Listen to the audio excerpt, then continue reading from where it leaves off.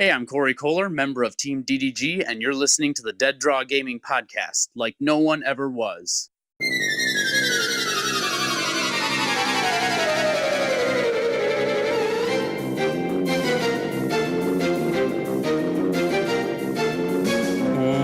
What's up, Dead Drawers, and welcome to episode number 65 of Dead Draw Gaming, a Pokemon TCG podcast like no one ever was. We have a super exciting episode for you guys today, so if you are hyped just like we are, make sure to hit that like button down below and share this podcast with all of your friends. You guys, today we are bringing the fire. But before we bring the fire, I'm going to go ahead and introduce you guys to my co-hosts who are with me every single week. Hello, Danny. Hello, Darrin. What is going on today, boys? Howdy, everyone. Darrin here. I am very, very excited for our episode today. Our guest is one of the most legit people in the game. We talk about him all the time, and he likes us for no good reason. But after that, we are doing a top 5 that is going to be the spiciest top 5 of all top 5s. I'll hype it, and then I'll let you stew on it. I'm excited for that. Danny, how are you doing? I'm doing good. It's 2018, so that's exciting. Happy New Year. And went back to work today after. The bad thing about this time of the year is now you have nothing to look forward to because it's super cold. It's like negative 40,000 degrees outside. And then you just have nothing no days off to look forward to unless it's a scheduled vacation day. And you got spoiled with like Thanksgiving and Christmas and New Year's, and now there's nothing. So that's back to work, back to the grind. That's okay. I'm excited to be here because I'm excited for our special guest as well as you guys. So without further ado, I'll just let Dan say how he's doing, and then he can introduce the fire. The fire indeed, you guys. I'm doing well. Happy 2018, everybody. Glad to have you all here with us for another exciting 52 upcoming episodes of Like No One Ever Was. So with that, I'm going to go ahead and introduce you guys to our special guest. In my opinion, our guest is the greatest tournament organizer of all time. He's the GOAT. Jimmy Ballard, welcome, my guy. Thank you, sir. Happy New Year to you guys. Happy New Year. Happy New Year. So we got a lot of fun stuff to talk about with Jimmy today. And the two big things that we're going to be talking about, the success behind Memphis and the evolution behind a lot of the things that went into it, team stages, the online deck submissions, a lot of the things we've talked about in the past. And then the other thing we're going to talk about with Jimmy this week is the floor vending. What are floor vendors and why do they ruin the game at tournaments? So I guess, I don't know, I'll let kind of Danny lead us into exactly where we want to start with it. Well, before we get too far into actual conversation, Jimmy, I mean, everybody for the most part knows who you are, but for maybe some of the more casual players out there, or people who aren't as involved in the competitive scene, do you want to just kind of introduce yourself a little bit more as far as where you started in the game to where you are now? Obviously, you've been involved in the game for a long time, and then what you do now for the game. Certainly. My name is Jimmy Ballard. I'm a tournament organizer. We're currently owner of Top Cut Events, owner of 3 Top Cut Comics locations in the Chicagoland area. Those stores are since sold. I've been around the game since 1999. 2001, I started playing with my kids. My kids and myself kind of got my son taking second at Nationals in 2005. I took second at Worlds in 2006. In 2007, I bought my first store and on the organizer role since then. It's kind of evolved from just running, locals at the store to becoming an organizer this past year. So the evolution from collecting all the way to multiple regional organizer has come full circle. It's quite the roller coaster. Do you still play at all? I play with my retro decks, and I build troll decks to tier players angry with me. Like Yoshi Mill? Like Yoshi, yes. All right, so let's talk a little bit more about specific things. You just came off what is the biggest regional ever in Pokemon. So you had, I don't know, does this bother you when I say this? You had 999 Masters at Memphis? Yes, that absolutely does. Okay. So Not to the point where I'm unhappy. okay, I'm going to say it again. 999 registered, or 999 Masters that were checked in, because you had more than 999 that registered, right? Actually, we had 900. We had 1,000, but we actually had a major medical issue with a player and had to remove him from the event one day prior to the event. Oh, that's too bad. Did have the 1,000, but due to that issue, we were 999. Okay, so 999 Masters, biggest regional ever, total success, especially from the outside looking in. I can only imagine the amount of work and dedication that has to be going into planning a regional.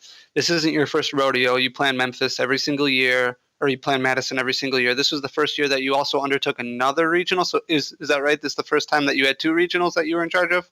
Yes, sir. This was the first year for Memphis. Okay.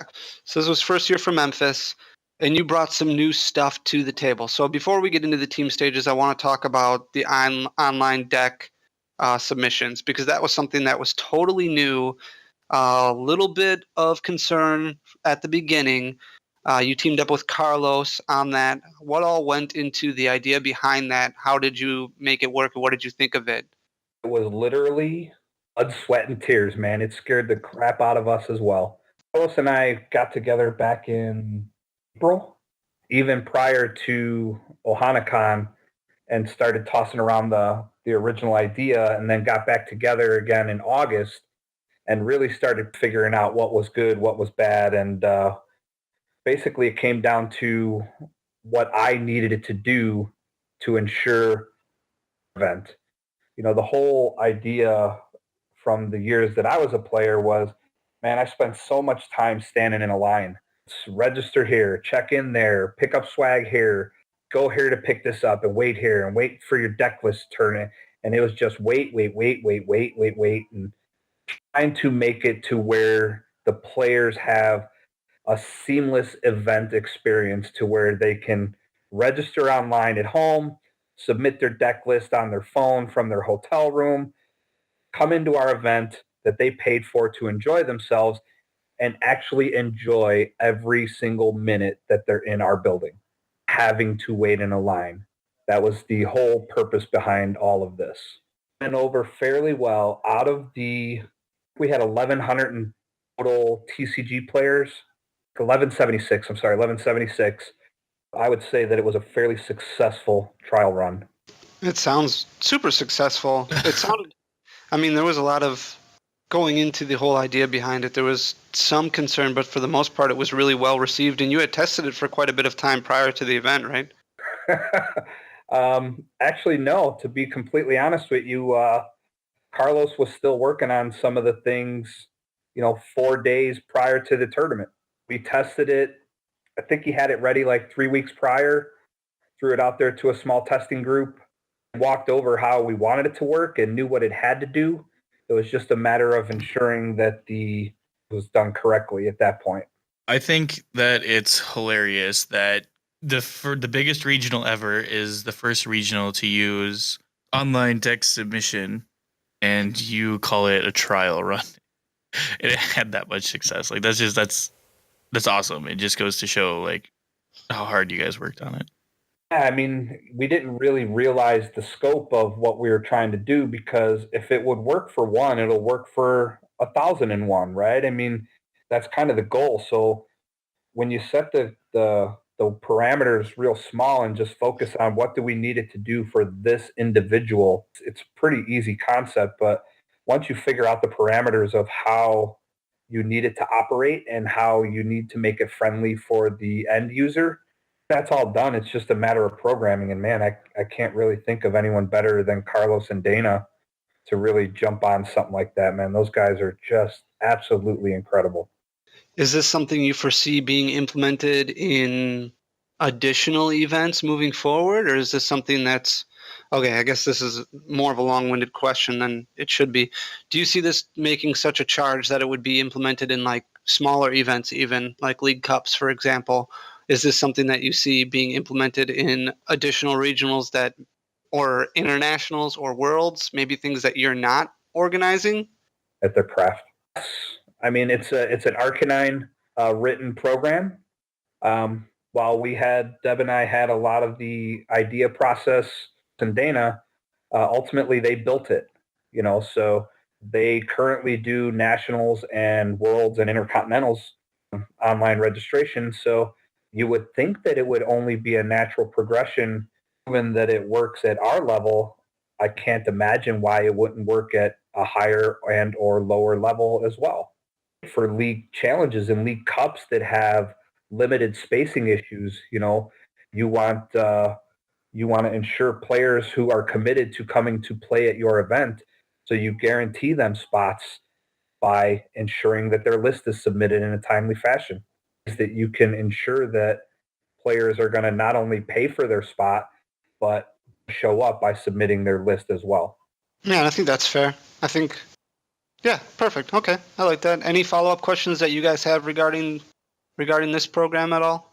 I was a big fan of being able to just click on the picture of the card that's in your deck. How did you guys handle deck checks when they came to be? Like, did a person have to try to sort their deck to what their list was? Did you give them a printout, or did they just hand in their deck and you guys sorted it? That's pretty common practice. They just bring their deck up. Usually what we try and do is grab it at the table so no changes can be made between their seat and the table. Gotcha. Stage, I'm sorry. But yeah, that's pretty standard practice. It was actually, I don't think you guys really understand the entire parameters behind it. It's more than just not letting the players wait in line. Like every single deck list for the stream team, for them to choose good matches. Now we were able to give them access to every single one of them with a username and a password. The list was legible. We didn't have to do list checks because you can't submit a list that's not legal and standard. That's amazing. Staff. Now our staff is there in the morning helping people get sat and directing them where the restrooms and concessions and helping them with any last minute things that they need instead of sitting down and checking lists, counting lists. And right. These were issued round one for illegal deck list because every list that got submitted was legal. I can't be the judge of that, but everyone that was submitted was legal. Not only that, but the backside. Look at all the data we have now. We have every single TCG list that played in that tournament. I could tell you what matchup has the other ones based on the records of said decks. Like we have every single bit of data that we could tie to every single round, player versus player. It's super, super fantastic. That's crazy. That I think is like one of the. Go ahead, Danny. Oh, I was just going to say, I think that that's invaluable information, like the things that you can do with that information. The strides, and I don't think it's something that a lot of people take into account or have thought about, is just the sheer volume of information that is gathered and is accessible and what can be done with it. Like that's taking things to a whole nother level. I mean, we had top 37 decks available the next day. To be honest with you, they were available the minute the tournament finished. Carlos had to make it look pretty. Awesome. It's awesome for deck check guys. They just go up and click on the player's name and it pulls up their list and just print it and bam, it's just sitting right there for you. So crazy. I love how much time was saved, like you were saying, with all the lists being legal. I love how much paper was saved. Like I just can't imagine what a normal, like if you guys had done all paper registration, what that stack would look like. Trying to sort through that, I really can't even wrap my head around it. There was some negatives.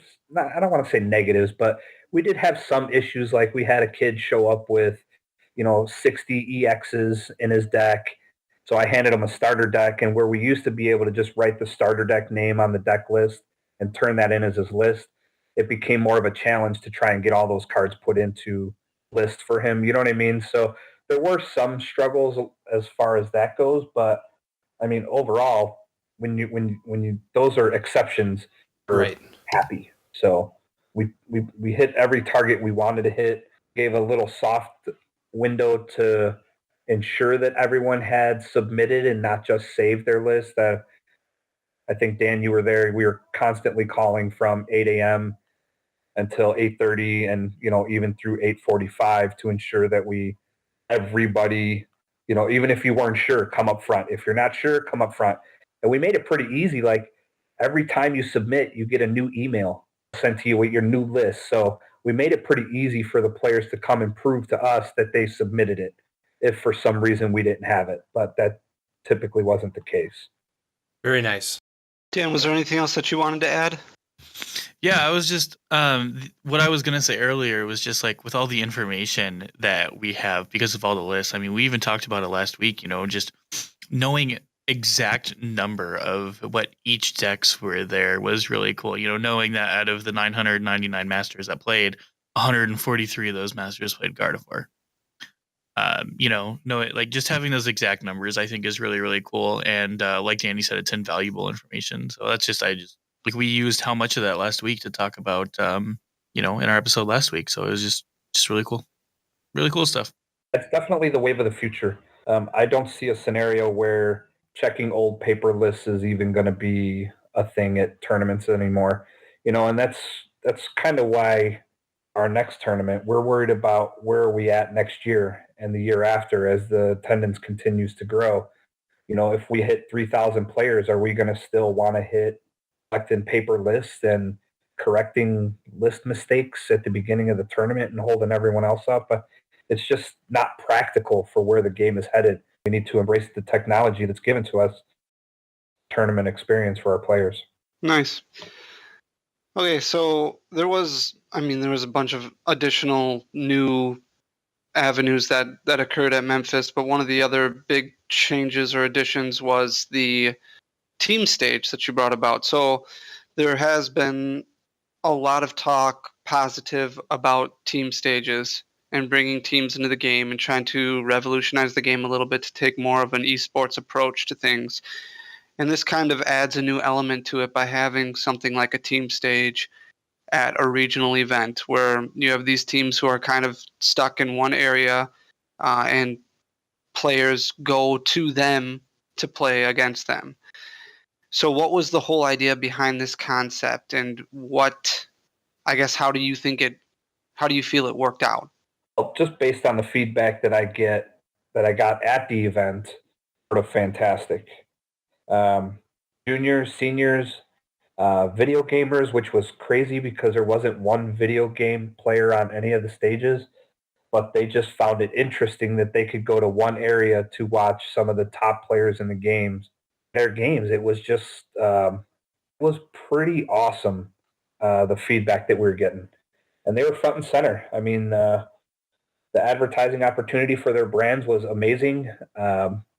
Someone's PC took it to an entirely new level, and we're playing games in between rounds and stuff, and offering up pictures with Santa hats and giving out candy canes and stuff like that. And man, that's even more than I could have hoped for when all this started. But to bring pro teams especially to the forefront of the game is again, a wave of the future. It's been proven in other games that it could work, and I'm going to do what I can to ensure that it works for our game as well. Is this something, again, that you would consider an option moving forward at additional events? I can tell you that any event that I personally run, I will not run without team stages. To my experience with On the Bubble and how we really, really push to get streaming into events, and some embrace that change and some have not. 4 years later now, and we're still struggling with the standards for streaming. As the events continue to grow, so does the demand for new and exciting things for our brand. It is a tough one, but these team stages was really a no-brainer. I mean, highlighting top players in the game, see at every level, is kind of a no-brainer, really. Yeah, and I would definitely agree with that completely. I think that we were talking about this a little bit before we even started recording, and you had brought up The idea of just being able to go and these teams get to represent themselves and the content that they produce or whatever avenue that they're taking. But it gives the opportunity to other players to come up and find them in one centralized location to either get feedback or appreciation or even just get to meet, say hello, whatever the case may be. And a lot of these, like the community in general, is fantastic. A lot of these players who play on professional teams, like we had Michael Pramwat on the week after he won Memphis, just a super nice guy, and just having that opportunity to be able to go and have a set location to interact with these players and kind of get a feel for what it takes to be a professional caliber level player, I think it's invaluable information and can really provide some context and some insight into somebody who's looking into getting to the game more competitively than what maybe they currently are. So I think it's a fantastic opportunity in that aspect as well. And it also gives them another stepping stone too. You come into the game as a brand new player, and half the room is better than you, and very easily could be. So it gives you a new stepping stone. You start out by becoming better than half the room, instead of shooting for the gold right off the bat. You could easily try and put yourself on one of those teams where you can be highlighted amongst the community. Recognition is invaluable. Yeah. Somebody can go from zero to in 6 months, a year, whereas going from new player to hosting the trophy is a much longer journey. Yeah, and I completely agree with that. Do you see any drawbacks at all in the team stages? Is there anything because there was talk, from both sides of the spectrum. I don't think necessarily that some of the negative comments were warranted or could be backed up, but from you going through this all and probably scrutinizing yourself and reading over feedback over and over and over again and kind of processing things in your mind because you probably overanalyzed a lot of it, just kind of knowing who you are as an individual. Is there any drawbacks that you see or things that you think could be done differently to make it more successful? I mean, I'm not a part of Hey Fonte anymore. I think I've learned my lesson and away from some of that stuff. But I mean, I have some trusted people around me who share some of that stuff with me. The thing I feel like I failed the team stages is that Friday tournament wasn't all that I wanted it to be. It was super awesome and super cool for them. More, I wanted it to be a place where they could really showcase these more than their skills. So I'm going to work on that individually. What I got from those close to me were that the clock was to their back. Stage players could see the clock. That was a concern. However, there's no rule in place that says said player can't turn around to look at the clock. I was having a hard time with that one. So in order to try and keep it a little more fair, I will ensure that the tables are turned parallel with all the other tables in the room so that everyone can have equal opportunity to see the clock. The other thing I was hearing was the intimidation factor, that could play into sort of the psyche of an opponent going up on stage. I can tell you from the feedback that I received from people who actually played on stage, from new player to experienced player, they felt it more comforting. Eyes weren't peering down on them playing Promwat and just watching them get crushed or, this, that, and the other. They had more of a private interaction to where they could interact with these top tier players in a one-on-one and more personal basis, which I thought was something that you not always can do. The main, sitting area.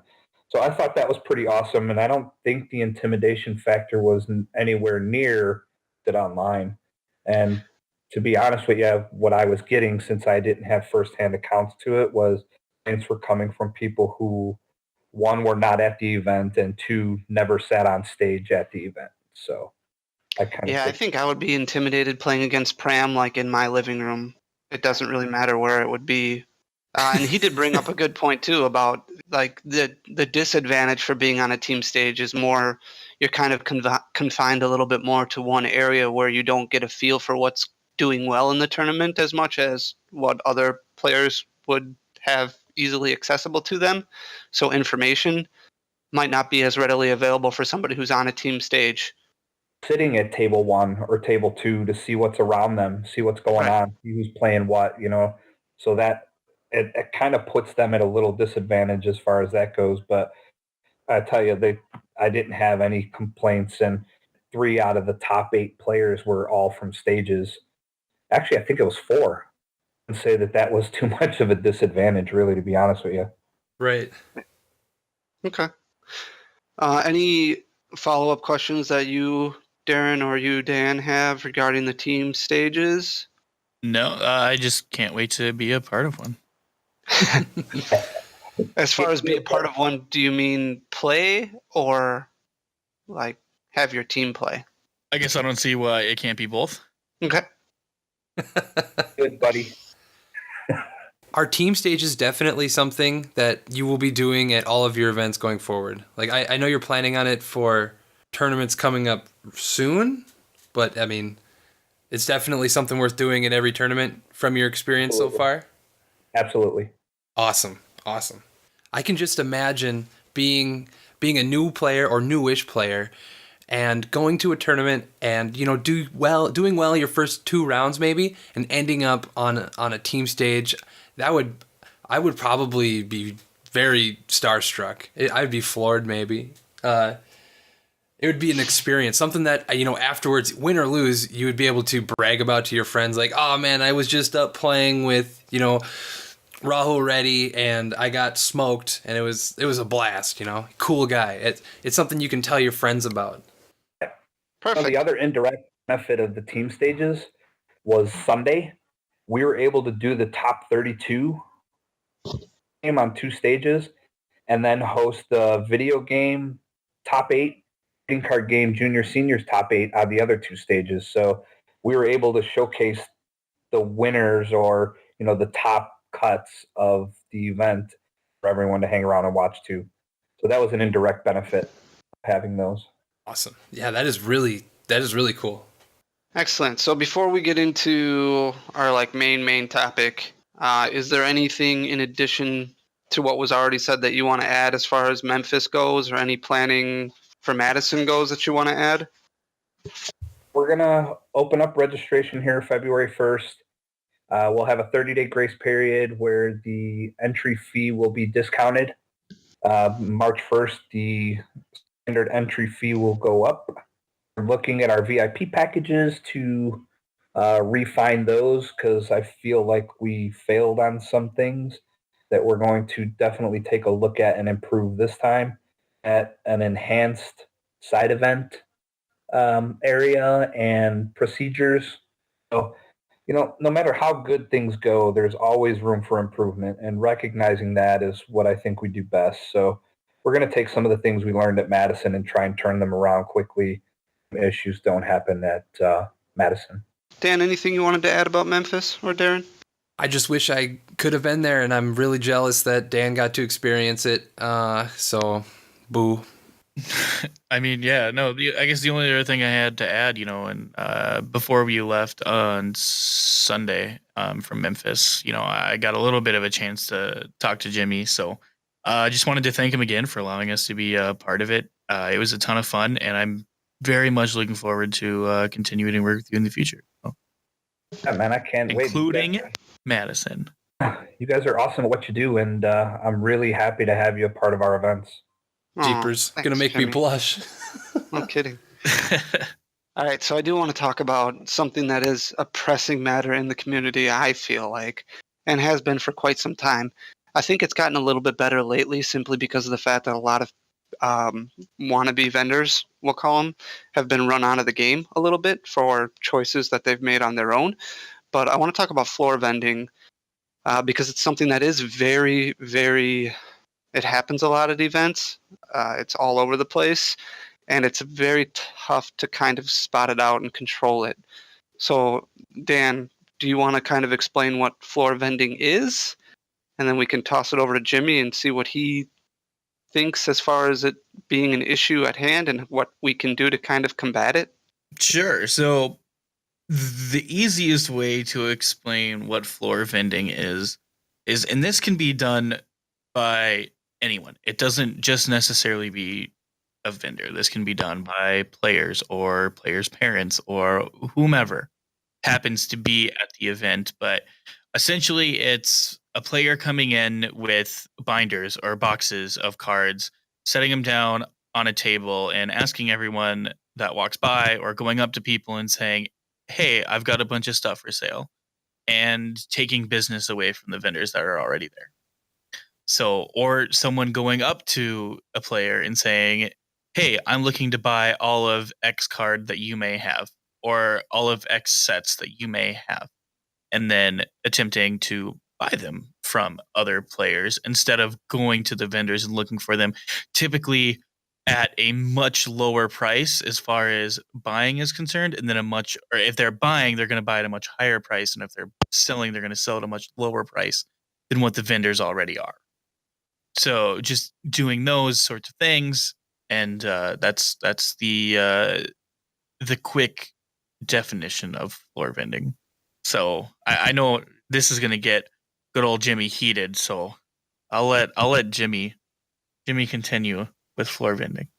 Floor vending is basically buying and or selling at an event where you're not legally sell via tax purposes, because I'm quite certain most floor vendors do not have a tax ID in the state in which they decide to come and buy and sell their items. So they are not contracted with the organizer at said event to buy and or sell items at that event. Strictly looking at this from a liability aspect. If little Timmy buys a Charizard first edition from Johnny that's walking around the room with his big backpack full of Charizards that are not real, who is liable? I guess that would make the organizer liable, huh? So it's a gray area, right?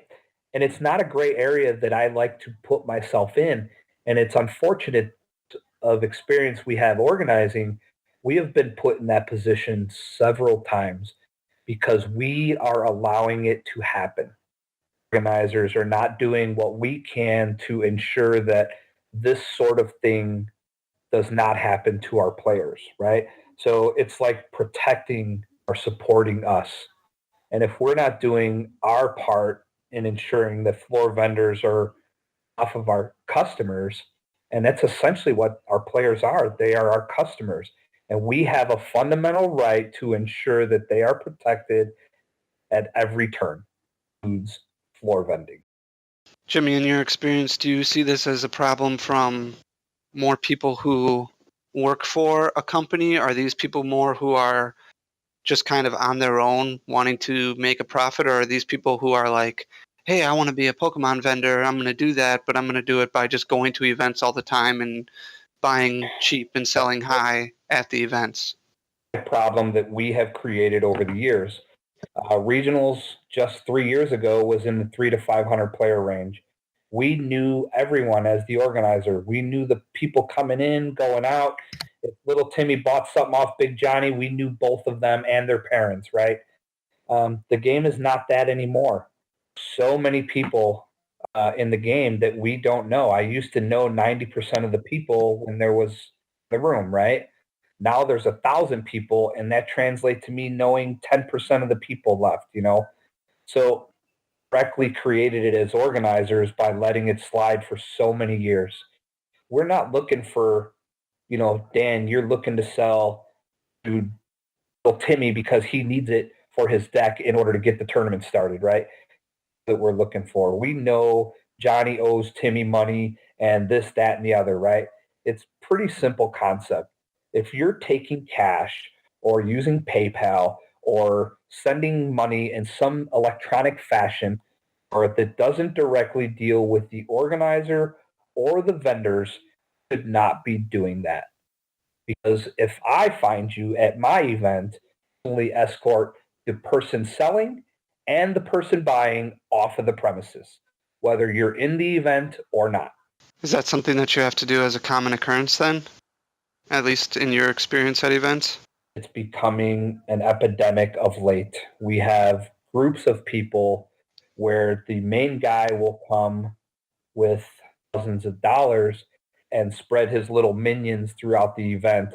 Hey, are you looking to sell? Are you looking to sell? Are you looking to sell? And as soon as we hear that, they're gone immediately. It's unfortunate that we have to monitor these sorts of things. I want to put myself in a liability position to ensure everyone is selling stuff that they should be selling. Do you have a specific, when you say a specific group, are there already like names in mind of individuals that you're like, okay, I know this person is coming, I need to watch out for this? I have several pictures and names and have reached out to them on Facebook and asked them not to attend our events, and they still show up.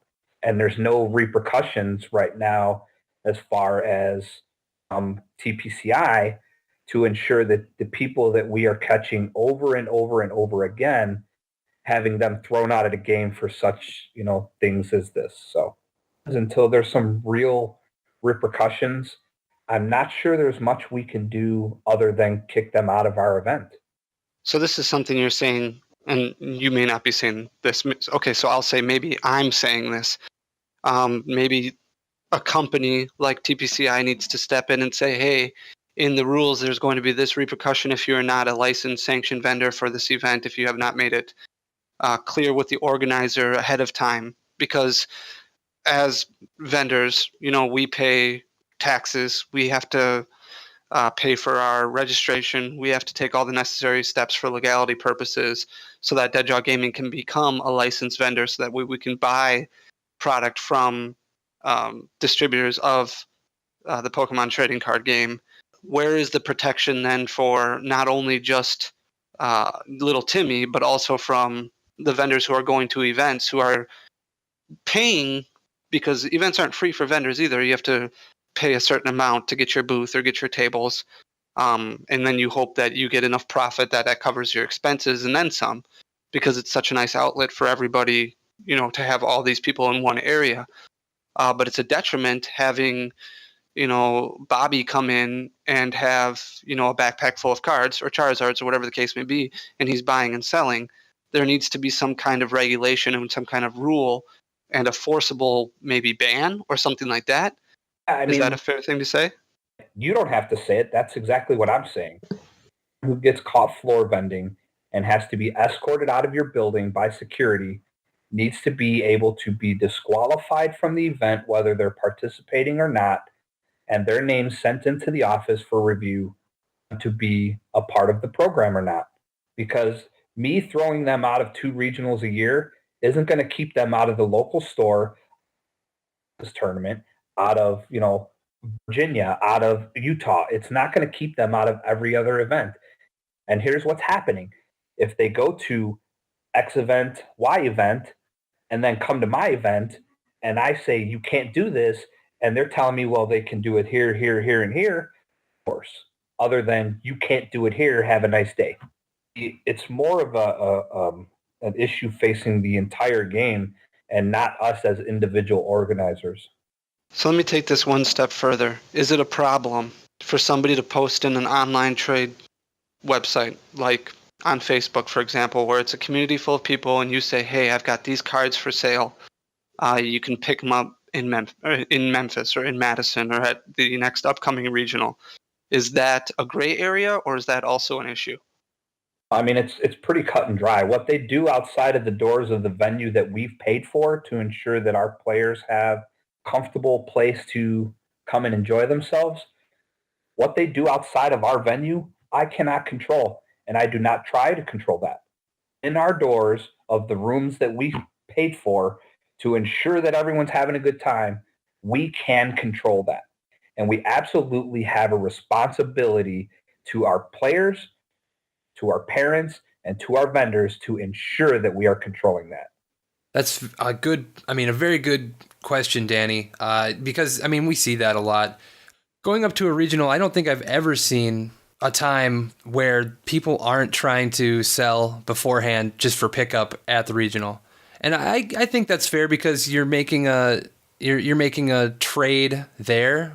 Money's already changed hands. It's not like you're fishing for sales. I would prefer that those players would just buy cards from the vendors when they got there. That would be much nicer for us, for sure. I mean, if you guys noticed, I'm not really harping on the vendor aspect because people like this ruin the trust. Is me as the organizer has provided our vendors. I take their funds knowing that I'm going to do everything I can do to ensure that I protect their investment. Investment means ensuring that they know all of their competition for the event. All of it. Vendor in the room knows every other vendor is going to be there. It's up to me as the organizer to ensure that there are no more vendors other than those who have position with us at the event.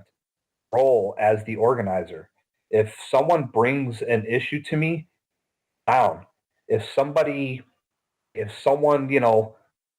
whatever, it's our job as the organizer to handle these sorts of issues. And this falls right into that liability and responsibility issue for us as the organizers. I would strongly love to see consequences for people that we catch buying or selling. I'll tell you, the 3 people we threw out of Memphis did not have one question when we caught them. They were like, I'm sorry, I'm leaving. Sorry, I'm out of here. I'm leaving. Goodbye. They know what they're doing. They are willingly doing it until they get caught. Of these people or names on a ban list or something that we can use and as a community to hold these people accountable is better than just organizer finding these people at his 2 events a year. Because it's the same group of guys the event. And we all know who they are, just not acting upon it. Yeah, just to kind of piggyback off of what you were saying there, like there needs to be something in place, and I agree with you that it does need to be a serious repercussion, whether it's a suspension or a ban or a long-term suspension, because they do know what they're doing is wrong. It's been talked about a million times before.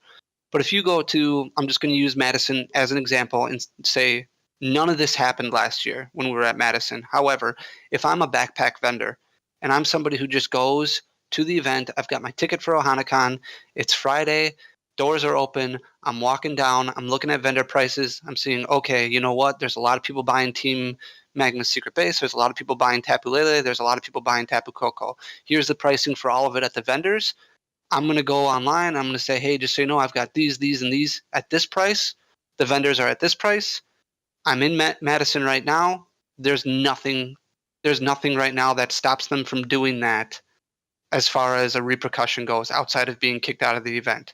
Outside of, like, they can just say this, come to my room, yada, yada, yada, and that's it. Like, and that's frustrating.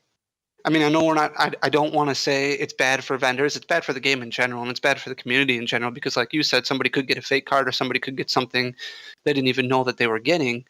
But just to kind of piggyback off the point that you were making of how frustrating it could get or how it can get, like, these are incidents that have happened before. I'm not saying it happened to us, but these are incidents that have happened before at events.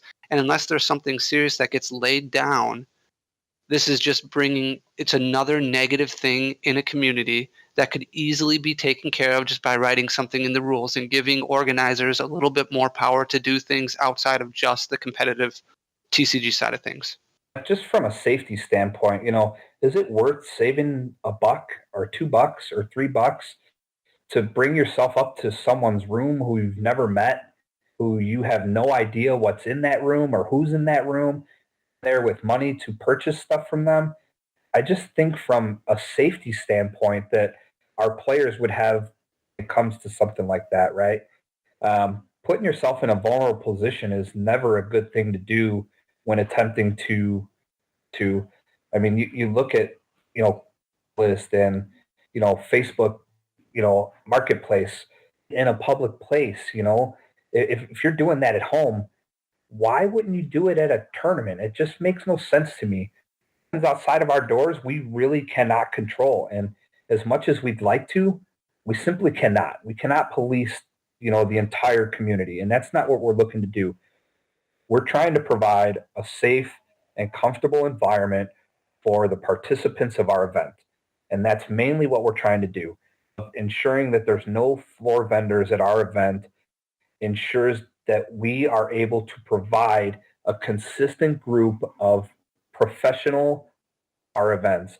If we allow floor vending to go rampant in our events, consistent affected vendors will start to pull out of our events knowing that we are not doing what we can to ensure that their money is going towards a profit to be had in the end. Like we're not protecting their investment, or the wording that I'd like to use there. Protecting their investment is definitely important level to ensure that we can have the best vendors at our events instead of just Joe, Tom, and Mike who decided they wanted to start vending last week coming to our events and selling the cards that they had in their binders that they got from it's just not the sort of professionalism that I want to have at my events. So how do you identify?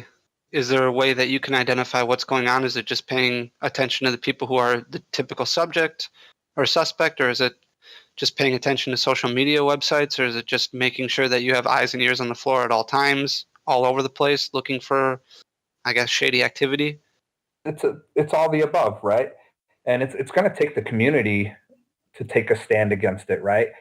If they know that we're firmly against it, it makes it a lot easier for people to come and have an open conversation with us about, Johnny over there in the red suit is selling and buying and this and that, and we can handle it immediately. If they're partaking in that, then we have to catch them both. And then when we throw them both out, somebody always says, "Oh, I didn't know." Well, no, we put it in the floor rules. We make sure we talk with all of our judges. We have our groups for all of the judges and people on staff. Pictures out there. We know who these people are. We have pictures of people we definitely do not want at our event under any circumstance. I don't care if they're playing or not in our venues, period. We have those pictures. Our judges know who they are. So we do all those things you say. We actively and listen for, there's key words. We don't want to give out all of our secrets, right? But there's key words, and having the community come up front and let us know what's going on when it shouldn't be going on is always the best route. Vendors look out. We have undercover police at the events, and they know what they're looking for. So we will find each and every one of them and hold them accountable at our events. But again, until something is done at a much higher level to do, I think it's going to have to continuously deal with until there are some serious repercussions for those who are repeat offenders. Not to beat a dead horse at all, because I don't want to talk about this too much, but how do we get the community then to rally around the situation, much like, I kind of view this, and I'm as passionate about this as I am as far as my stance on cheating goes. So the community is very intolerant of cheaters for the most part, as a whole. And they're consistently looking out for it and consistently screaming and calling for action to be taken. And there has been incidents very recently, as you well know, where people have been escorted out for cheating. So how do we get a community to not only pay attention to that, but also to pay attention to something like this, where it involves backpack vendors? Like, how do we get that kind of across to the community? When you have the juniors and seniors and parents, and man, they want to see the community grow because they know they have a lot of years to continue with the game, right? It's going to be tough, and again, is it worth $1 or $2 for you to lose your $40 entry fee and your $500 flight and $300 rooms just so you could save $2 on a lele or $5 on a lele? It really honestly makes absolutely no sense to me. It's baffling that people would risk sometimes thousands of dollars that they spent to come to these events to save $5 on a card. I personally wouldn't risk it, but it's definitely an issue. And I don't know how to resolve it any other way than be combating it. And it's direct and I mean, there's zero tolerance, absolutely zero tolerance. If it's something that's caught at our event, we have zero tolerance for it, and they will be escorted out. Awesome. All right. Well, I think that's all the questions that I have regarding floor vending. So I will let Darrin or Dan ask any questions that they may have or any thoughts that they might have. I'm good. I thought that was pretty in depth, and man, I certainly won't be buying any cards on the floor. I mean, I thought I made it pretty clear that, side of our venue, I cannot control. I'm not condoning it, issues that go along with that, but it's if you're caught in our venue, it's bad news. It's going to be a bad day. And if you're there with a group and you get punted and you're the driver or this that, worth it to risk it, man. And the professionals, they'll risk it. They don't care because they know what they're doing. They know how to make money off of it. The casual buyer or seller, it's really honestly not worth it to risk it, man. Best I can give you. Yeah, I would agree with that. Dan, any last thoughts that you have? No, not necessarily. You guys really said everything that I could have possibly already asked. So I know that us as vendors, we appreciate the in-depth take you have on it, and just having absolutely zero tolerance for it. Just another reason that makes us want to continue going to your events. So. I mean, I do what I can to ensure that I'm protecting your investment more than anything. So, yeah, I think that speaks volume of who you are as an individual as well as an organizer. So, Jimmy, do you have any last thoughts that you want to say before we let you go? Madison's going to be fun. I don't know what more new things I could come up with. Kind of running dry on the ideas. I might just run this tournament on the same old opportunity here, but yeah, I mean, we're gonna try that, see what comes of that, and that's gonna be something new. We're gonna step up our game on Friday to ensure that side events and the VIP is even more involved. We're gonna try and get the somehow as well. But yeah, I mean, I got 5.5 months to get it all figured out. In 5 weeks, we are the last one of the year. We're the only tournament where you can practice with the new set for nationals, so that's a positive. You're going to have your hands full with some of the upcoming tournaments. I think in Virginia are just going to be out of control, as well as what's that, North Carolina? I believe so, yeah. Charlotte. Yeah, I think those 3 events are going to be massive events. So curious to see how Tom holds up, and I'd like to see some of the specs on how get rounds turned with that many people. I mean, you don't think about it when you got 600 match slips to turn in 30 minutes time. It doesn't make it easy, So I'm really excited to see some of the logistics behind can turn around with 1,200 masters in a pod, So I think Vince will be the guy who sets that standard. He has no cap on his attendance, I don't believe, for that event. Well, Jimmy, I just want to say thank you so much for taking the time out of your night to come on and talk about a couple topics with us. We really appreciate your time and everything that you do for the community. You are truly a forefather and inspiration, definitely to us, but to several other people as well. So we really appreciate it. Thank you guys so much for having me, and I look forward to seeing you guys in June. All right, you guys. So again, I want to give a huge thank you to Jimmy for stopping in and hanging out with us and talking about some really important topics. make sure to check out the Top Cut Events website, www.topcutevents.com, or find them on Facebook at Top Cut Events, or I believe that they're also on Twitter at Top Cut Events as well. So make sure to go give them a follow and a like and bookmark their website or whatever it is you do. So, but we're going to jump into the rest of today's agendas. So you guys ready for the rest of today's agenda? Yeah. Yes. All right, we're going to do Pokemon news. Then we're going to do our weekly top 5, which I don't know if we're doing both of these top 5s or just one of them, but I hope we're doing both, which I'll save it. We'll let it be a secret. Then we're going to jump into our 2018 resolutions, then our question of the week, buy, sell, trade of the week, our open discussion, and our wrap. We didn't have Jimmy choose the question of the week. Oh, rip. Oh, no. Dan, message him quick. Yes, Okay, will do. All right. But anyways, I'll let Danny and Darrin start with our non-TCG news if we have any, while I message Jimmy. We definitely do.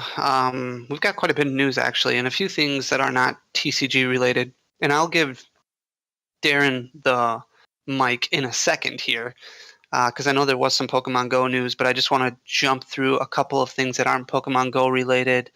I don't know what this means at all because I don't follow Pokemon Tournament DX, but this is the first thing I've seen for Pokemon Tournament DX in ages. So the next special group match has begun on Pokemon Tournament DX from January 1st to January 8th. You can participate in the Volt Shock Fist. This cup is a basic battle competition, once again on a fixed battle arena. Participating in this brings a special title reward based on Pikachu. And if you place highly, you'll get other titles based on your placement. So Pokemon Tournament is apparently still a thing. So if you play that, awesome, good for you. And maybe check out the special group match because you have a little less than a week to do it. Also, a Japanese TV guide has revealed the next episode titles for the upcoming episodes of the Pokemon Sun and Moon anime. This episode is set to air in Japan on January 18th, 2018. Episode 1001, Don't Cry D Marini. I'm assuming it's going to be a Marini-based episode. Not 100% confirmed on that from me, at least. Other than that, I don't really have anything that's non-TCG news related. I didn't end up watching any of the Pokemon anime, what is it called, marathon on Disney XD? Dang. Because, yeah, there was a Harry Potter marathon on HBO, so I watched that instead. And it was funny because this was the last Harry Potter weekend, like ever, on Freeform. So watch that during the weekend, and then on New Year's Day, Harry Potter marathon moved over to HBO. So that was on when Disney Junior wasn't on. I was at Danny's. I can confirm that marathon was on, and I think probably around 50% of the times I've even been at your house, Harry Potter is on the TV. At least 50%. Harry There's Potter really is only- almost always on. Yeah, there's only two things I need on the TV. It's either Disney Junior or Harry Potter, assuming that the Packers are out of the playoffs and Bucks are struggling and the Brewers aren't on. So, Yeah.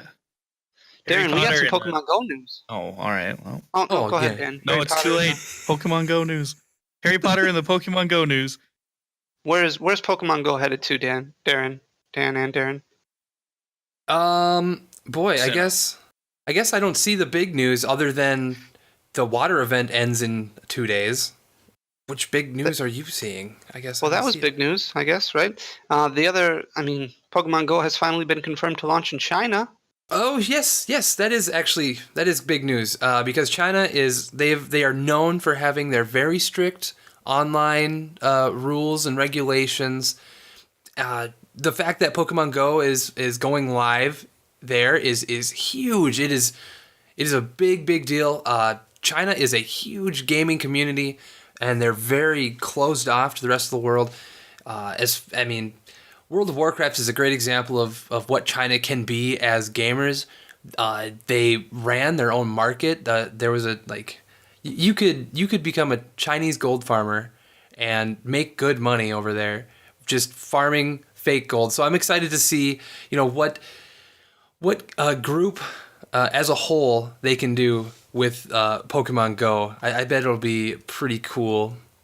Like, do you guys remember a year ago, like seeing the mobs of people with their phones in their faces, like just crossing the streets and indiscriminately? I'm so excited to see that, but in China. Oh I my was one goodness, of can you those imagine? people. Man, so that's good. Oh, okay, so you want to talk more about the water event? Yeah, sure. So the water event has been going on for a couple weeks. It's actually just about over, but the 20 Pokemon that came with it should still be here. You were introduced to all these water and ice types. You can find Whalmers, Wishcash, Corphish, Feebas, Snowrunts, Spheals, Relicanths, Lovediscs, and Lotads. Ludicolo's and Lotads and the such. They are extremely hard to find. Like, I really want to find a Lotad before this event ends, just in case they lower the spawn rates on all these Pokemon, which is totally possible. Also, during the event, Glalie has a chance of being shiny. I don't know if they still are going to have him available as shiny after the event. So maybe you should do some real hunting to get yourself that shiny Snorunt and shiny Glalie. Also, the Pikachu Santa Hat event will end on the same day. Will end on January 4th. Also, all of the Santa birds are going to be gone too. So if you don't have them, which if you're playing the game, you probably have them. They are absolutely everywhere. You only have about a day and a half. And once you've listened to this, you have a day to get these Pokemon into your Pokedex. So good luck, trainers. I'm excited to see where they go after this, considering in the original hype pick that came with this release, Kyogre was on the picture, and we still have Groudon. I'm really just confused why they didn't mesh that a little better. I'm convinced that Kyogre is our next legendary raid. I'm just surprised that we didn't get it sooner, like during the actual water event. Yeah, that would have made sense, wouldn't it? Yeah. Cool. All right, well, that's all I have for non-TCG related news. I don't know if, Darren, you have anything else? No, I really don't. I don't. Cool. Awesome. Well, I do want to give Dan a chance to talk about probably his most favorite TCG related news leak for the week before we jump into the other ones. Oh, I know which one it is even. This is actually my most favorite TCG related leak of all time. Do you want me to talk about it, or do you want to? Bruh. Okay. Bruh. Well, go ahead. All right.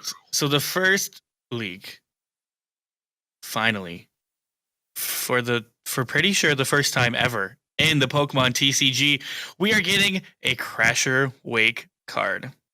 It is a trainer that is also a supporter that reads, discard 2 water energy from your hand in order to play this card. Search your deck for up to 2 cards and put them into your hand. Then shuffle your deck. You may only play 1 supporter card during your turn before you attack. Hype City. I can't with this. I don't care. I need 9 million of these. And also 9 million full arts. I'm going to own every single one ever in every language. No one will have them but me. It becomes the most rare card ever printed because you've filled every storage locker in your hometown full of these cards. Oh man, full of them. So basically, what you're doing, and this is just a terrible scenario, you're discarding 2 water energy, searching your deck for 2 aqua patches, putting the water energy on your bench Pokemon, which is Alolan Ninetales, the baby version, and then manually attaching for the turn and sending it out to do 70 damage, 100 damage with a choice band, and your opponent can't attack you because all they play is GX cards. Okay. Yep. That's I don't know that Alolan Ninetales is necessarily the thing I'm looking for, but I mean, okay. Search your deck for 2 cards after discarding 2 water energy. Space Beacon them back, and then whatever 2 cards you have in your hand, and then Giant Water Shuriken, retreat, Giant Water Shuriken, or double Aqua Patch, whatever. It's just, oh man. I don't know that this card is going to be incredibly good, but this is a one of in anything that plays water energy at least. And I bet the full art is going to be so amazing. Oh man, I hope he's doing like a big, like belly flop, body slam into into a pool with like a Pokemon scared out of its mind, trying to run away or swim away, I should say. Please. Very excited. Very excited. Much maximum excite. There we go. What if they don't make a full art version of it? Why would you even say that? Good point. Awesome. All right, let's move on to something else here. I want to go over Lucario GX because we got the text revealed. So Lucario GX is coming out in a Lucario GX box. I can't remember the exact date that it's coming out, but I know it's coming out fairly soon. Not too long after Ultra Prism, I think. Anyway, so it's a stage 1, evolves from Riolu. For 1 fighting energy, it does Aura Strike, which is 30 plus damage. If this Pokemon evolved from Riolu during this turn, this attack does 90 more damage. For 2 fighting and a colorless, it does Cyclone Kick, which is 130 damage. And then for a double colorless energy, it does Cantankerous Beatdown GX, 30 times damage. This attack does 30 damage for each damage counter on this Pokemon. Weak to Psychic, resistant to nothing, and a retreat cost of 2. A lot of people were excited about Lucario GX. I'm sure somebody could make this work, mostly with its first attack, Aura Strike. Maybe use De-Evolution Spray. 120 damage isn't bad for 1 fighting energy. I don't... Man, that's just a big hurdle to jump over. I don't think this card's going to be very good. Yeah, it's slightly unfortunate. Either. You have to... So think about it this way. If you have a Lucario GX, you've got 210 damage. I think a lot of people were hoping for this card to be a little bit better because of the obvious prevalence of Zoroark GX in format. Hoping for a way that fighting could make a comeback or do something to kind of slow down Zoroark GX. But you could still hit for 30, plus a choice band is 60, plus a strong energy is 80. You're still not knocking out Zoroark GX, which would be 160 with weakness. Yeah, and if we're just looking at the first attack without its ability, why not just use Buzzwole? Jet Punch. Yeah, and then you're getting an extra 30 on the bench anyway, and it's a basic. So I don't know. Yeah, it's really only valuable if you can continuously do 120 for 1 energy. I mean, then it would be pretty broken, though. Yes. So that is Lucario GX. Darrin, you want to take another leak? I do. I really want to take this next leak, which is Steel Frying Pan and Ultra Recon Squad. So, Steel Frying Pan, it is actually a frying pan on the card. The picture is of a cast iron frying pan. How do you it's an item. Steel? You know what? I'm just going to say it's cast iron because that's what it looks like to me. It's actually cardboard, so it doesn't matter. Attach a Pokemon tool to one of your Pokemon that doesn't already have a tool attached to it. The metal Pokemon this card is attached to takes 30 less damage from attacks and has no weakness. So yeah, there's that. And then the next card, Ultra Recon Squad. It's a supporter. It says discard up to 2 Ultra Beasts from your hand, then draw 3 cards for each card you discarded this way. Interesting. So what do you guys think of these? Are these, to me, Steel Frying Pan is a set filler card. I mean, that's not that good, right? And then, what do you think it's very good? I mean, when we get my metal type Wailord, yeah, it's gonna be great. Okay, to be fair, people always kind of think about weakness policy. So here you have 30 less damage and no weakness on your metal Pokemon. So that's interesting, I guess. But you got to think, a lot of the decks that are going to be playing metal are already going to be playing Solgaleo. Yes. Well, when that comes out someday. Eventually, hopefully. Yeah, right. In before Psychic Lele or Fairy Lele or whatever. Both. But, I don't know. It's definitely interesting. I can't think. And I mean, there's going to be a lot of cards coming out in between right now and this card coming out.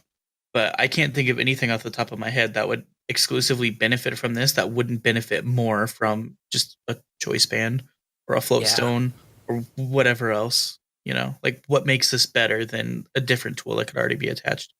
And maybe something will come out, but like imagine what if Celestial had 240 HP instead of 210.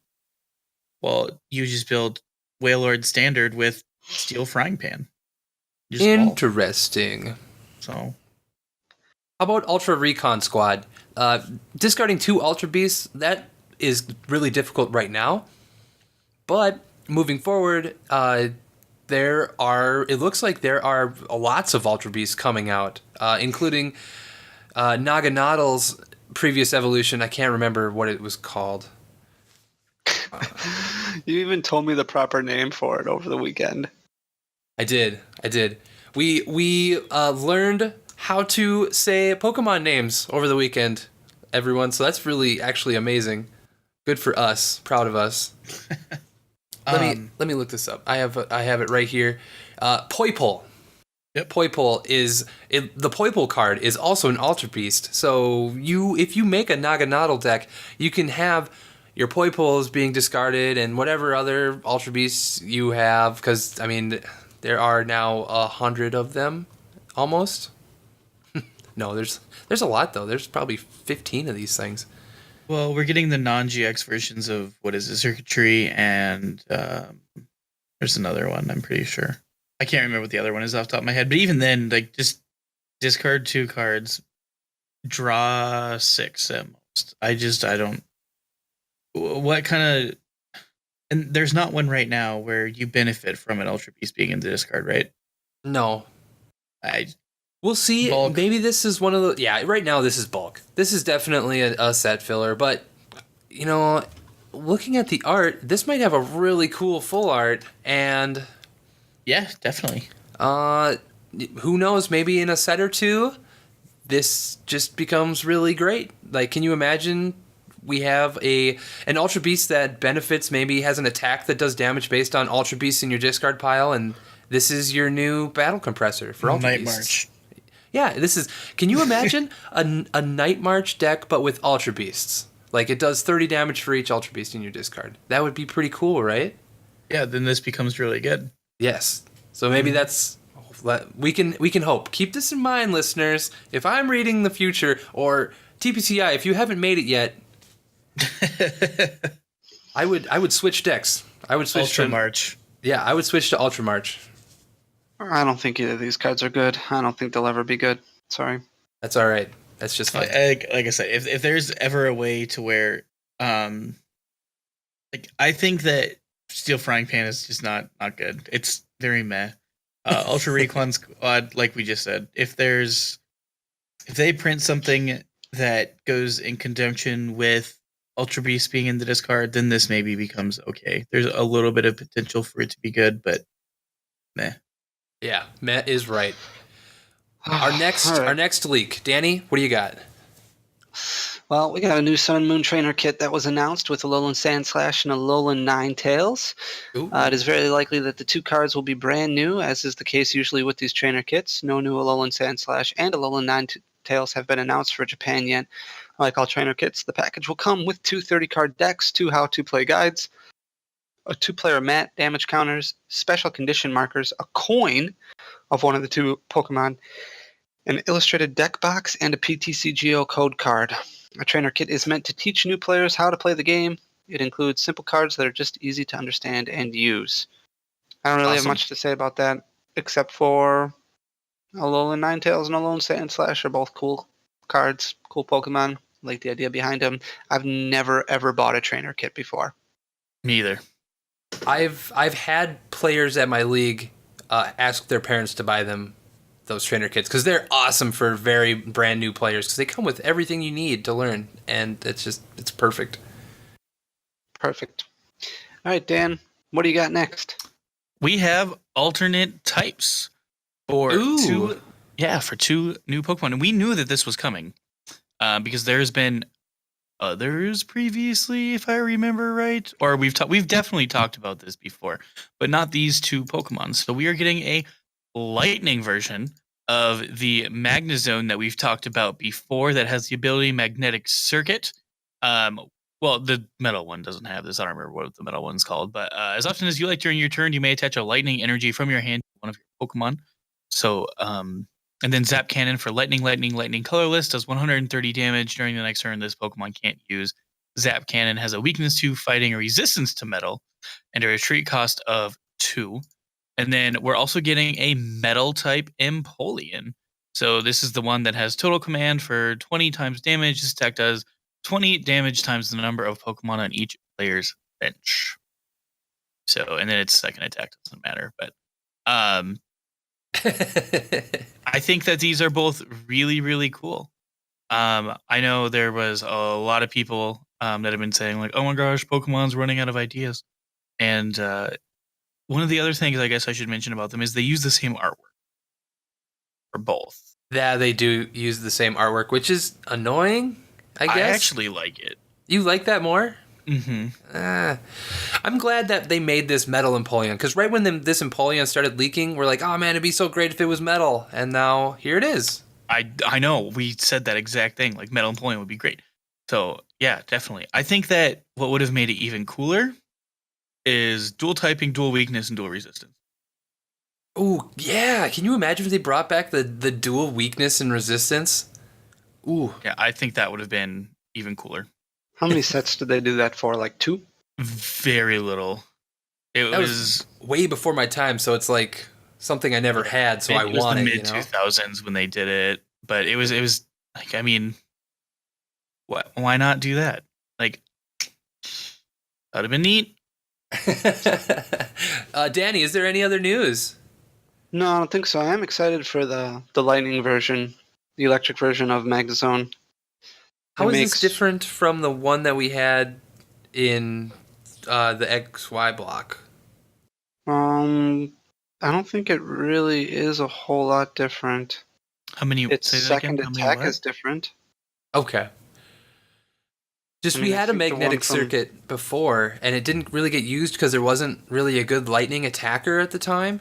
Do we have a better lightning attacker? Is Circuitry GX the answer, or no? I mean, you have Raichu GX. It's just a way of getting the stuff in your hand and making lightning be more relevant, I guess.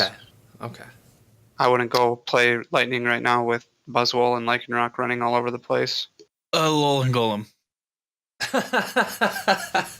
Okay. Also, the breakthrough one had 140 HP and not 150, but like, okay, still a Alolan Golem. I get you. Can we get a metal type Alolan Golem? Boy, it's not necessary. Yes, it is. Okay. Yeah, I think that's all the news that we have. So I think we can move into our next topic. You guys want to do that? Yeah, absolutely. Right, let's talk about Darrin. What you're gonna have to help this. Okay. I really don't know for a weekly top 5 what we're talking about. Is it both, or is it one, or is it? Well, okay. For our listeners, when I was making our agenda earlier, I was having a tough time thinking of a good top 5. So I just typed in favorite chicken recipes. Here, let me look. What did I actually type in? Because my favorite chicken recipe is the one that you order out. 5 best ways to prepare chicken, or else top 5 best expanded supporters. I'm gonna do expanded supporters. That's totally fair. Dan, do you have top 5 chicken? Yeah, I do actually. Let's hear them real fast. Just rattle them off. Oh no! I can't. I'm deciding what order to put them in. I'm not ready. All right, I'm gonna say my top 5 chicken really quick. You ready? This is legit. This is chicken, happening. Chicken bacon, chicken noodle soup, baked chicken breast, chicken fettuccine alfredo, and good old bucket o' deep fried chicken. Did it. Is bucket your 1 or 5? 1. Okay. Dan? Okay. Yep. Okay. So, all right. I'm going to go from 5 to 1. We got chicken salad, chicken tacos, chicken parm, fried chicken, chicken wings. Man, those were all great chicken. I wish we could have done a top 10 chicken. But we're going to move on to Pokemon. Top 5 expanded supporters. I was really on the fence if we even wanted to talk about Juniper and N, because they're obvious. So what I'm curious is, are we talking about top 5 supporters that are in the expanded format, or like only just top 5 not in supporters standard that are not currently in standard? Yeah, so that's why I was like, do we want to talk about Juniper / Sycamore and N, because they are very heavily used in standard, but they're also available in expanded. I think I would, let's keep this in just expanded. Yeah, So, I did not like- include them in my top 5. Perfect. Okay, Perfect. so like expanded supporters, everything Ancient Origins, all the way back to Black and White. That's correct. Perfect. Okay. My number 1, I guess We Wait, gotta what? start with number 5. Let's start with number 5. Okay, let's do that. Number 5. You still want me to start though? Yeah, or I can. It doesn't matter. I don't have my list. That's fine. Oh, Dan. Dang it, Dan. My number 5 is Archie's. Archie's was a lot of fun. It still has its own deck that some players like to play at every expanded tournament they go to. It had a very big showing, and it even won Worlds. Did indeed. There you go. Archie's Ace in the Hole is the entire card's name, but no one says the whole card name anymore, or ever. It's just Archie's. Okay. Mine is Karina. Dang. So going through a really, really quick list, Karina is also my number 5. Whoa. Oh. Yep. Well, it's obvious that it's a very good card. Karina Yep. is my number 4, which is annoying. Because now we're having back-to-back cards right away. But Karina's so great because it made fighting decks relevant, and once it went out, fighting decks had a really hard time making any showings. Karina's very popular in one of my favorite decks ever, which is Dawn Fan. A lot of fun. There you go. Primal Groudon. Absolutely, Primal Groudon. Dan, you've got some experience with that deck. Ugh. It was the most boring day of my life. Holy. 9 rounds of Primal Groudon. Although that is the day I met Danny, so maybe not the most boring day. But It's probably your best day ever. got one good thing out of it, I guess. There you go. All right. Okay. Number My 4. number 4 is Hex Maniac. Oh, yeah. Hex is real. Dan, what do you Mine- got? Teammates. As 4? Okay. Yep. That's fine. Everything's fine. My number 3 is Colress. I Wow. got Colress. Colress all the way at number 3. My number 3 is Lysander. Okay. My number 3 is Hexmaniac. Nice. My number 2 is Getsus. My number 2 is Chorus. Ooh, baby. My number 2 is Maxie's Hidden Ball Trick. Wait, Ooh, what? Wow. It Uh, literally caused the card to get banned. That's true. Oh, why it got there. It caused Archeops to get banned. That's fair. My number 1 is Teammates. I love Teammates. I have the full art, and it's like the one card that's been in my binder that I would never trade. It's Is just that very, because you think it's cute, or because you Yes. think it's okay? very cute full art? But the card's very good. I love Teammates. It's one of my favorite cards. I include it in my Night March build Night and March. have since forever. My number 1 is Getsus. My number 1 is Getsus. Cool. I see. So for my top 5, I also did not include Lysander just because it's still popular. But Guzma has supplanted it in many, many lists in standard. So Yeah, I think I If- just if included it in there Guzma- because of what it did. Yeah, if absolutely. Guzma wasn't printed, Lysander would have been my number 1. But Guzma is just a lot better.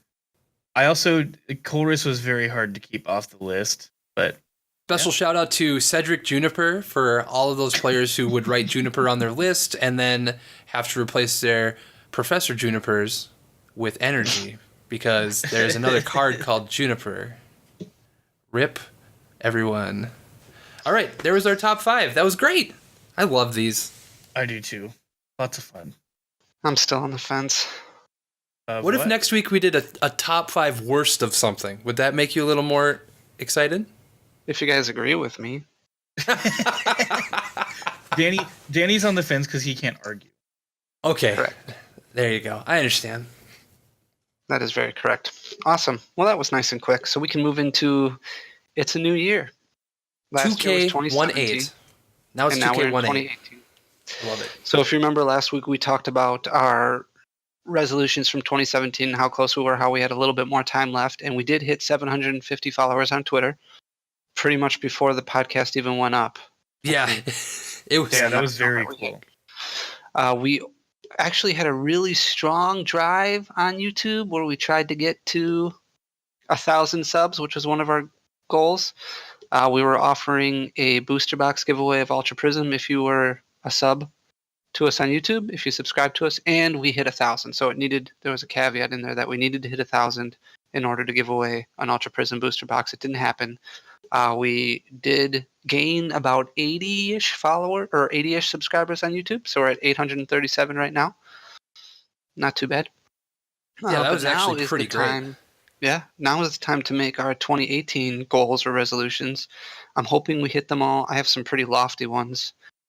So I'm going to start with Dan because you're most important all the time. Ooh, not going to disagree. So why don't you tell me what your goals are for 2018?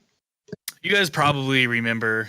Well, you guys probably don't remember because this was a year ago. But if you remember us talking about our 2017 goals, that's exactly what we call them. We're goals. I do not like resolutions because resolutions typically, I think people use them too often as an excuse to wait on what they should be doing right now. And so I don't like resolutions. But I do have a goal for the year of 2018 in general. And it's definitely going to be a difficult one. But by this time next year, I want to be a partnered Twitch streamer. Ooh, that's good. Nice.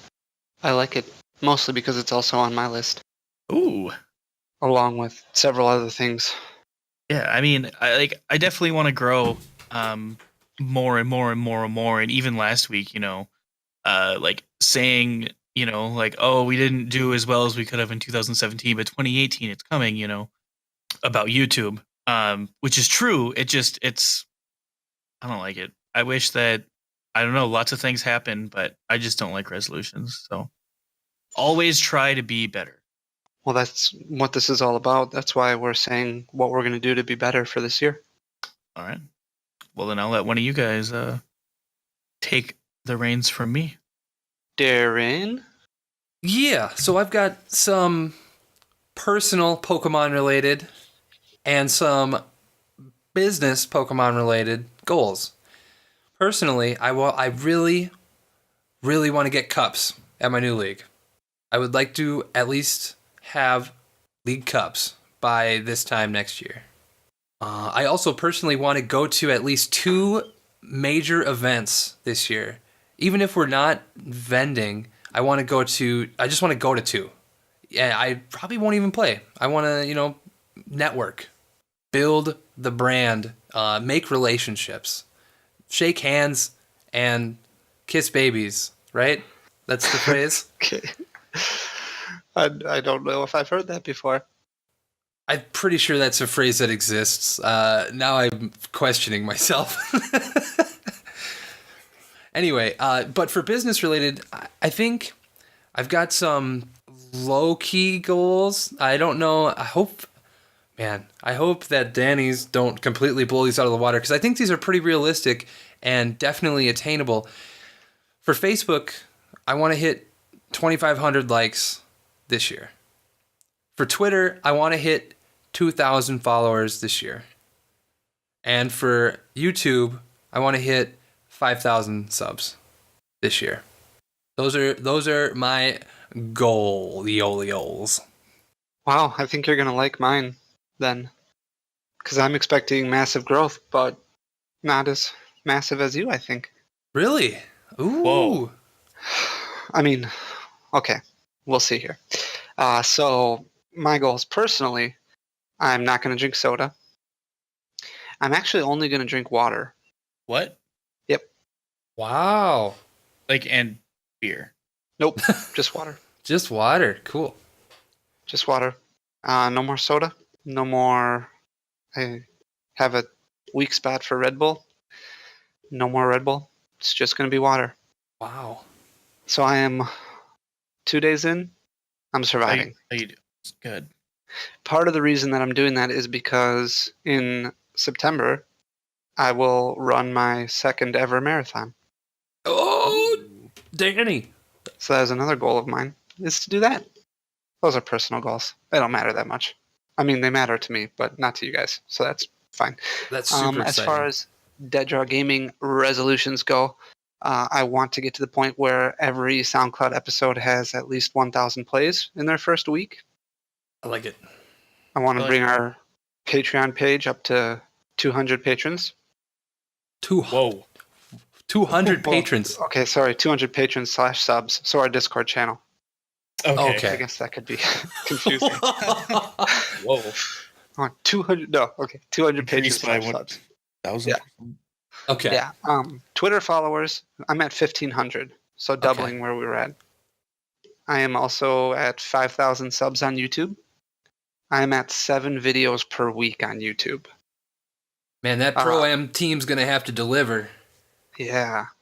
I am at partnered on Twitch, like Dan is. 2,000 likes on Facebook. So again, doubling. And then this is a pretty lofty one, but 1,000 views per day on our website. Oof. Wow. Balla. So those are Takala. my massive growth goals for 2018. I think all of them are feasible as long as we devote the time and attention to each category like we have been. I think once you've heard me talk about the proverbial tipping point before, and I think a lot of our areas of content are at that point. It's just delivering continuously on the consistency aspect of it. And once you get to a certain point, all you have to do is remain consistent. And then it just kind of grows and grows and grows and does like amazing things. And I think that's kind of the point where we're getting to. So I think these numbers are very feasible as long as we continue pushing that bar as far as consistency goes. So that's going to be important for us. And like Darrin said, relying heavily on our Pro-Am team to be able to supplement our content just based on the amount of time that we have. So the views on the website is going to be a little bit more difficult. A lot of that is going to come from content delivering and then continuing to upload cards, get the website where it needs to be, but also just getting the community out there to rely on our website as far as where they would go to check the price of a card or purchase their singles or whatever the case may be, delivering more traffic to our website rather than replying to them with, hey, do you have this in stock and how much is it? Saying, I don't know, go check out our website and there you go. So I think a lot of it is going to be adjusting our thinking to make that happen. So that's our 2018 goals. I have them written down, and we will be here in 11 months and 28 days-ish going over them and hopefully talking about how we hit them all. Man, I am actually really pumped to make these happen. Yeah, it's going to be a lot of work, but I'm more than confident that we'll be able to deliver. So with that being said, let's move into our question of the week. Darrin? Question of the week. Question of the week. Are you ready, guys? I'm ready. I'm so excited for this question of the week.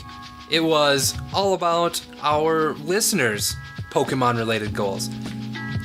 We had quite a few responses, and honestly, I was very, very impressed. I'm happy that so many people want to better themselves competitively, and just everyone's aiming to be a better Pokemon player.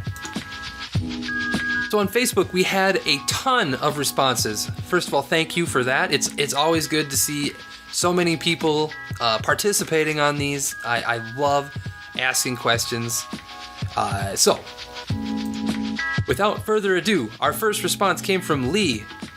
He said, winning a League Cup, and then there's a whole thing about doing it with Spinda, and then Jake said, getting my first Worlds invite before I go to college and can't play a lot. Good luck, Jake. It looks like he said he's already at 155 CP, so definitely possible. Keep it up, and yeah, don't skip those regionals. Adam said he's going to try to fall back in love with playing the TCG. I recently went through a dark place because of drama, so trying to refocus for the upcoming year. Good luck, Adam. Anything we can do to help you, you let us know. You message us, and we are your go-to. Zaya says maybe day 2 a regional, especially since I have this awful curse of getting so close and then messing up in the last 1 or 2 rounds. Another goal could be my invite. Missing mine for the first time in 3 years. Last year didn't feel very good, so I want to get it this year for sure. Good luck, Zaya. You can do it. Christian also hopefully want to make a day 2 at a regional tournament. Ultimate goal would be to get a world's invite. Good luck, Christian. Let's jump over to Twitter now. Our first response comes from the Hollow Hunter. They said, please place mid-level at a regional, collect as many Mewtwo cards as I can, and add far more broad Pokemon content to my channel. And also to see all the movies. Well, yeah, there's like 20 of them now, so that would be a good resolution because it would probably take a little effort to get through them all. Our next response comes from Top Cut Events at Madison. Whoa! At Top Cut Events says, make hashtag Madison Regionals the best experience of the year. Take social media at Pokemon events to the next level. I'm going to go ahead and like that one. Next response comes from Jimmy Fabian. Says, win a league challenge with a rogue deck I've created myself and play in a TCG Cup and Regional. Also make day 2 at a VGC Icy. Oh, very cool. Dallas Pokemon Regs. So at Dallas Pokemon Regs. So that's the official Pokemon Regionals for Dallas, right? I think it is. Sounds like it. They retweeted our question. That was really nice of them. What are your Pokemon goals? Maybe win the first regional of the year. So thank you. Josh at Talking Tanuki says, I just started a new league and would really like to grow it. Josh, best of luck to you. If you haven't yet, check out my Professor 101 series on deaddrawgaming.com. So far there are 3 articles up, and it kind of helps you walk through the phases of becoming a professor, how to get your league started, and how to run your first tournament was the most recent article. Hopefully those can be a little helpful to you. If you have any questions, want some help, just email us. I would love to help you out getting your league going. I got to kind of get the wheels running on my league too, so I could use the refresher. And there we go. Let's move on over to Discord, our favorite group of dudes. Our first response this week comes from Fives. New Year's Pokemon resolution would be actually to play in paper and make Gyarados GX work and expanded. Next up, Darth Faust says, be more aggressive in chasing points. May not happen this season, but I'm definitely going to try next season. It's Ryan says, get that Worlds invite, put out more content, and stream practice and testing sessions. DDG Frank says, top 8 a regional, top 16 nationals, and top 32 worlds. Put out some content and grow my brand. I would love that, Frank. That'd be great. DDG Cameron says, start making day 2 consistently. And yeah, that's it. That's our question of the week. That was awesome. There was some great responses there. All the positivity flowing through me right now. I can feel it, you guys. I love it. This is awesome. Did we get a question from Jimmy? Nope. God dang it, Jimmy. Ah, you butt. Alright, well, I'll pretend I'm Jimmy. I'm ready. As Jimmy, owner and founder of Top Cut Events, it is a big deal for me to kind of push the envelope and re-evolutionize and raise the bar and bring new experiences to events. So, as an event goer, what would you like to see at an event that is not currently implemented? Or what has been done in the past at an event that does not get done currently that you would like to see reinstituted? So you heard the man. That was definitely Jimmy Ballard asking the question. He wants to know, what do you want to see at events going forward, or what are some of your favorite things at events prior that you don't see anymore? Let us know. in, the normal places that you leave your question of the week answers, and we just might read your answer on the air next week. Awesome. That was it. That was a question of the week. Wait. No, that's it. That's all of it. That's everything. No waiting. We can move on.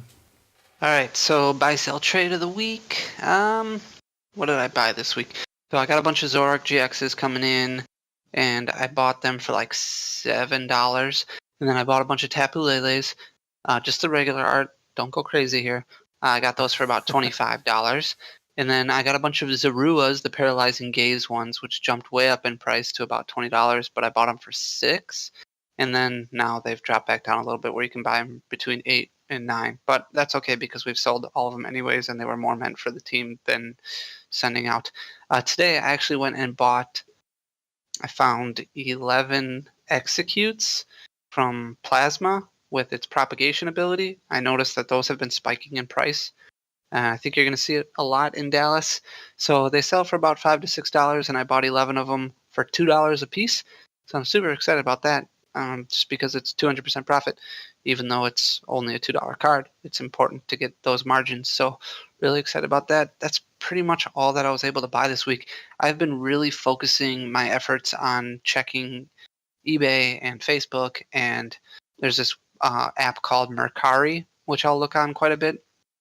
But really just looking for staples and looking for cards of higher value. So I made a spreadsheet that has all the cards that I'm interested in purchasing, as well as what the retail price is and what my buy price would be. And then I have HTML links in that spreadsheet, so I can just click on them on my computer, and then it'll take me right to eBay lowest listings or Mercari searches or just a general Google search. So that way I can determine if there's any opportunities there to buy close to my buy price. And I think that's become more valuable. But a lot of stuff that I've been looking for is a lot of like WOTC, Wizards of the Coast hollows, because those have skyrocketed quite a bit in price. And then Gold Stars, Crystals, old Shinings from Neo Destiny and Neo Revelation. Those are obviously big sellers. A lot of stuff that I'm looking for is stuff that's going to be in gradable condition. And that would give us an opportunity to then utilize like Ludkins, for example, to get those graded, but also just to turn and flip for a decent profit. Because if you can get something like, let's say, a base Charizard for $18 to $20 that's in pretty good condition, you can turn around and sell it for about $50 right away to a collector. And that's quite the big profit margin there. And a lot of people shy away from Gold Stars because they're so expensive, but you can find some decent deals on them. So for example, you can find, like I've told you guys before, I found like a Mew Gold Star, which isn't in great shape, but if you buy it for $60 to $70, you can still, even though you're not getting 200% profit, you can still turn it around and flip it for $40 to $50 profit. So that's a lot of stuff that I've been doing lately. It's really just continuing to keep up and be able to find those deals before somebody else does, and it's not always that easy. Like I went to go check out on 2 full art Tapu Leles that somebody had to buy at now price for $32 on eBay earlier, and somebody beat me to the punch right when I was hitting checkout. So it's not always easy, but it's nice to have kind of an organized method to doing it. I wanted to give a little bit longer of a buy, sell, trade kind of thought process, just to give a little bit of insight to the methodology that I use. So that's that. I got a question. Buy, sell, trade of the week. Yeah. I got a question for you. Buy, sell, trade related. I've seen some hype for Dragon Call Gabite. Do you think that card's going to spike at all with the new Garchomp coming out? I don't. Okay. The reason behind it is because I think, so for like Zorua, for example, Zorua skyrocketed in price because it was a Dark Explorers card. First of all, Dark Explorers was probably the most underproduced set out of all of the black and white sets, and probably the most underproduced set since like your Heart Gold, Soul Silver sets. So they're not that readily available. A lot of people bulked them out already a long time ago, and a lot of those got put into lots and sold on eBay or Amazon or whatever the case may be. And a lot of those cards got sent to people who were just kind of casual collectors who didn't really value their cards, so they got either destroyed or thrown out, or they're sitting in somebody's shoebox somewhere. So they're not highly available. Whereas with some of these other sets like a Dragon Claw Gabite, they're a lot more available because it's a newer print, and it's been printed more heavily than like a Zorua or a Tool Drop Trubbish. Once it does start spiking in price a little bit, let's say it gets up to 50 cents a piece, there'll be a little bit of a dip again in price because more vendors will be like, oh, I'm going to pull all these out of my bulk because they're not worth 2.5 cents anymore. They're worth, 50 cents. And then you get the undercutting going on until it gets back down to 10, 15 cents. So I'm not overly concerned about that. It's definitely a card that you should keep your eye on and watch out for. Could be wrong because you still have cards like N, which have been produced in several sets that still sell between $3 and $4 a piece, or Professor Sycamore, which is still $1 a piece. Or Guzma, which is still $2.50, even though there was like 10 million booster boxes of Burning Shadows sold. But like a card like Choice Band, which is played as like a 3 or 4 of in most decks out there, those are only selling for like 50 to 75 cents a piece because it was so mass produced. So that kind of separates those big commons from those more printed commons from the less printed options out there. Gotcha. I don't know. The numbers just really excite me and make me happy on a lot of stuff. Trying to understand the economics of it all. You never really know where the market is going, especially with expanded. Like you see these spikes because of an expanded regional coming up, and it's really the community that drives up the price, and then it's just kind of debating whether or not you want to sell it and when you want to sell it. Like if you were somebody who was sitting on 10 Zaruas 2 weeks ago and you sold them at the spike, you could buy them all right back and still make a great profit. But it's just anticipating that, it's kind of like a gamble. Man, yeah, that's it sounds like a lot of work and possibly a lot of fun, but maybe a lot of headache and a lot of anxiety. Yeah, there's nothing worse than like buying a bunch of Shaman when they dip down to like $20 a piece because you're like, oh, they're only $20 and not $40 anymore. I'm going to buy a bunch of them up. And then it sinks down to like $11 and it never goes back up. Not that happened to us because it didn't. I'm just saying that would be a prime example of a bad situation. Yeah. To be in. Got me shaking. Anticipating that like a card like Bridget, which was a bulk trainer for a long time that you could pull out of, pull 100 of them out of bulk. And then it becomes a $6 card. Crazy stuff. What I live for. So that's it for me for buy sell trade. We can move into our open discussion, which I don't really think I have anything for that hasn't already been said in this super long podcast episode. Dan, I do not have much either. I I don't even know. You got your new keyboard. I did. I not only a new keyboard, I got a new keyboard and a new mouse. I'm like a real gamer now. So, if only you had the time to game. Yep. So kill 2 birds with 1 stone. Stream it. I know. I need to. The problem is a lot of the games that I play. I only have 5 Mbps upload, and it's hard to stream bigger games that I want to play, like Fortnite or Overwatch. Without it being like 6 frames a second. Yeah, that's so rough. It's difficult. If I had better internet, I would be streaming 30 hours a day. But I can't, So, but I wish I had good enough internet to do anything 30 hours a day. I wish I had 30 hours in a day. I wish there was 90 hours in a day, and we only needed the same amount of sleep, and it was still 60 minutes long. And we aged, like aging didn't take as long. Yep. That would give me like 89 hours and 30 minutes of being awake per day. So, but yeah, no. Yeah, we did that. So, Darrin and I had a really good New Year's together. Yeah. So here's how that worked. I asked Jace, my wife, if she could get Dan and his girlfriend to come down for New Year's because I know Dan's loves that holiday, and then she's like, "Oh no, it's just Sam coming because Dan he's got other plans." I'm like, "Oh well, that sucks." And then the day of, Jason's like, "Oh hey, actually they're both coming," and I'm like, "What?" So I was very excited to have Dan there, and we had a blast. We played some Fibbage 3 on the Jackbox. Mm-hmm. That was fun. Mm-hmm. It was a very good time. Was that your Scooby-Doo voice? Yeah, sure. What? That was good. I guess Dan, is there anything you have? I do. I've got one more thing. For any of our listeners in Las Vegas, I'm going to be there this weekend. Friday, I get there around noon-ish, and I'll be there until Monday afternoon. So if you're in the area, hit us up, send me a message. I hear there might be some tournaments in the area, so hopefully I can get out to one of them.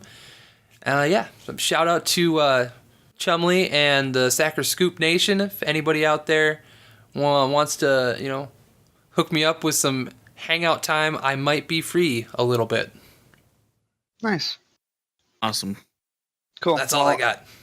The only other thing that I wanted to say is that we are less than a month now away from Ultra Prism and Ultra Sun being released. We do have our boxes available for pre-order on the website, as well as still some codes remaining if you're interested. So make sure to head on over to deaddrawgaming.com to take advantage of that. Otherwise, you can email us at deaddrawgaming@gmail.com or message us on any one of our 10 million platforms to get more information or discuss details. Other than that, I don't really have anything.